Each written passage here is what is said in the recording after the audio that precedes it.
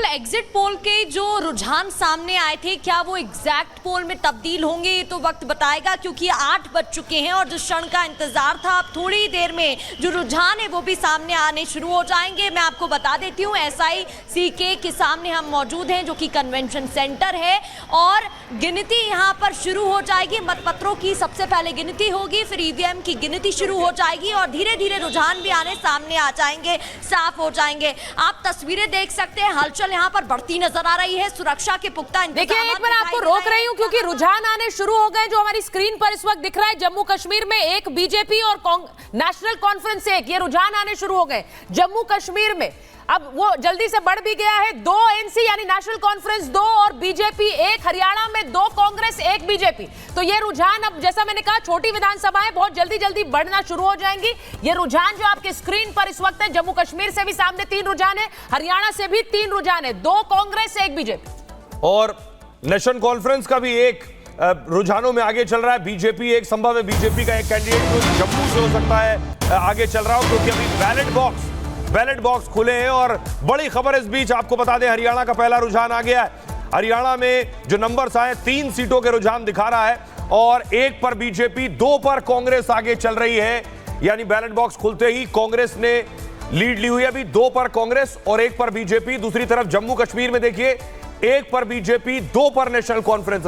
5 trends दिखाना शुरू हो गया है हरियाणा से। 5 ट्रेंड्स हैं 90 में से, ऐश्वर्या 5 सीटों के ट्रेंड्स हमारे पास आ गए हैं। 3 पर बीजेपी है, कांग्रेस 2 पर है, ये 5 सीटों के ट्रेंड्स। जी बिल्कुल, लेकिन जिस तरह से हम देख रहे हैं और जिस तरह से एग्जिट पोल आए थे, वो उन एग्जिट पोल एग्जैक्ट पोल होते हैं कि एग्जिट पोल की पोल खुलती है सोहेल और सुचरिता, वो इतना ज्यादा इंटरेस्टिंग होने वाला है क्योंकि बीजेपी, मैं देख रहा था कल देर रात से मीटिंग कर रही है झारखंड पे। कल 4.5 घंटे की मीटिंग चली है झारखंड पे, तो कहीं ना कहीं उनको समझ आ गया है something majorly has gone wrong in Haryana for them. अब वो स्टेट लीडरशिप है, वो उनका नेतृत्व है, वो उनकी पॉलिसीज हैं, वो उनके डिसीजंस हैं, वो सब देखना पड़ेगा। लेकिन एक बात और है कि आप जो सेमी अर्बन कॉन्स्टिट्यूएंसीज हैं और करीबन 18 ऐसी कॉन्स्टिट्यूएंसीज हैं, उसमें करीबन 1.25 लाख ऐसे वोटर हैं जिन्होंने जनरल इलेक्शन में वोट नहीं किया था, हरियाणा के बाहर थे, लेकिन वो सोहेल और सुचरिता वो वापस आए हैं हरियाणा में वोट करने के लिए।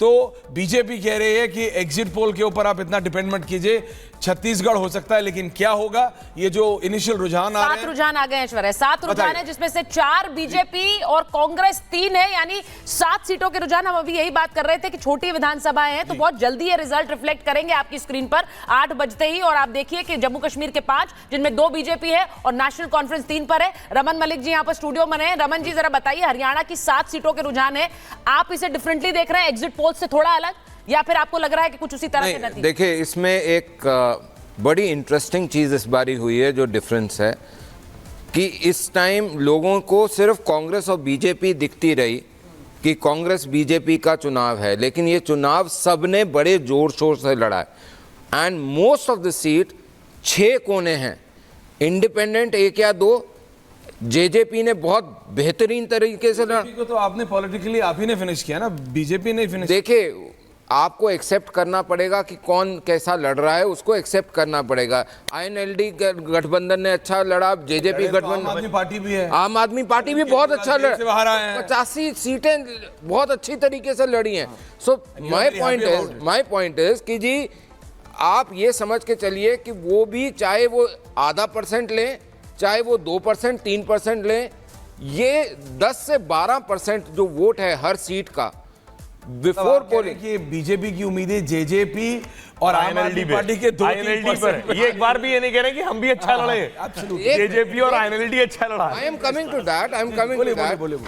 ये सारे को जो पृष्ठभूमि है, इसको समझना पड़ेगा कि यहाँ पे हुआ क्या है, और उसके 6 और 4 हो गया है, 6 और 4 हो गया, हुड्डा 6, बीजेपी 4। मैंने एक बहुत अच्छे पत्रकार हैं और उनको हमेशा कुछ ना कुछ दिक्कत रहती है और वो उत्तेजित हो जाते हैं, उनको किसी और चैनल पे, तो उनको मैंने जब बोला कि इसमें अचंभा मत करिएगा और EVM को मत रोइएगा कि अगर 2014 से बेहतर रिजल्ट बीजेपी का इस टाइम आ जाए। ये बहुत बड़ी बात कह रहे हैं भाई। 7 और 6 बड़ी बात इसलिए कह रहे हैं क्योंकि एक भी एग्जिट पोल ऐसा नहीं था जिसने बीजेपी को सरकार बनाते देखा, लेकिन आप कह रहे हैं ग्राउंड रियलिटी अलग है, ग्राउंड पर फैक्टर्स अलग है, और वो अगर तस्वीर बदल देते हैं तो कोई सरप्राइजेस नहीं होने चाहिए। लेकिन एक बार बता दें, 15 सीटों के रुझान इस वक्त हरियाणा से आपकी स्क्रीन पर है, जिसमें से 6 बीजेपी, कांग्रेस 7 और INLD एक। अब बहुत से लोग ये भी कह रहे हैं INLD की सीटें बेटर होंगी पहले से। बीजेपी भी एक आ गया। हाँ, जेजेपी भी एक आ गई, यानी 15 सीटों के रुझान है हरियाणा से और जम्मू कश्मीर से 9।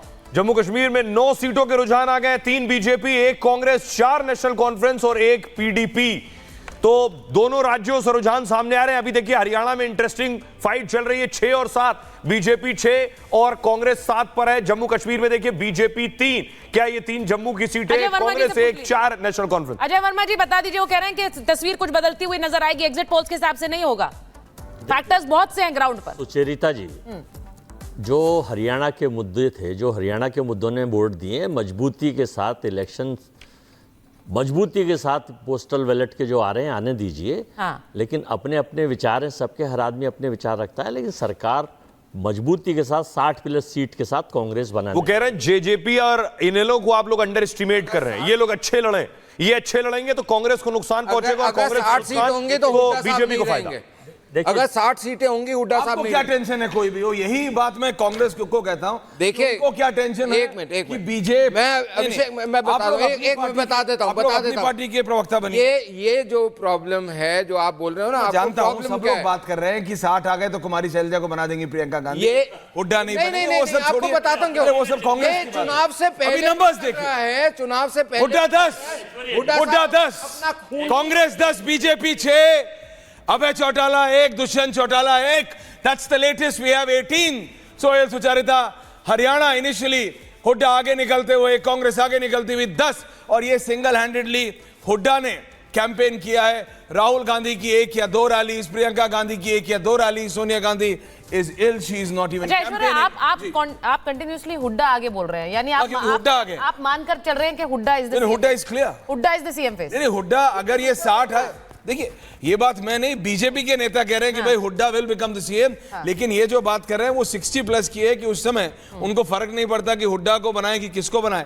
लेकिन अगर ये विक्ट्री आप देख रहे हैं तो इट इज सिंगल हैंडेडली, अगर ये नंबर्स इसी तरह से चलते हैं तो it's because of Deepender Hooda and because of his father, क्योंकि ये आप देख रहे हैं किस तरीके से राहुल गांधी एब्सेंट थे, प्रियंका गांधी नहीं थी, ये सिंगल हैंडेडली हुड्डा ने हरियाणा संभाला है। लेकिन ये हुड्डा की जीत है या फिर बीजेपी की हार है, उसको आप उसका एनालिसिस हम लोग कर सकते हैं। लेटेस्ट नंबर्स और बढ़ गए हैं, सुचारिता मुझे बताया जा रहा है। नौशेरा से जहां से रविंद्र रैना चुनाव लड़ रहे हैं, एक नेशनल कॉन्फ्रेंस के सुरेंद्र चौधरी आगे चल रहे हैं, लीड बहुत छोटी है, 9 वोटों की। रविंद्र रैना 9 वोट से पीछे चल रहे हैं। डोडा से आम आदमी पार्टी के महराज मलिक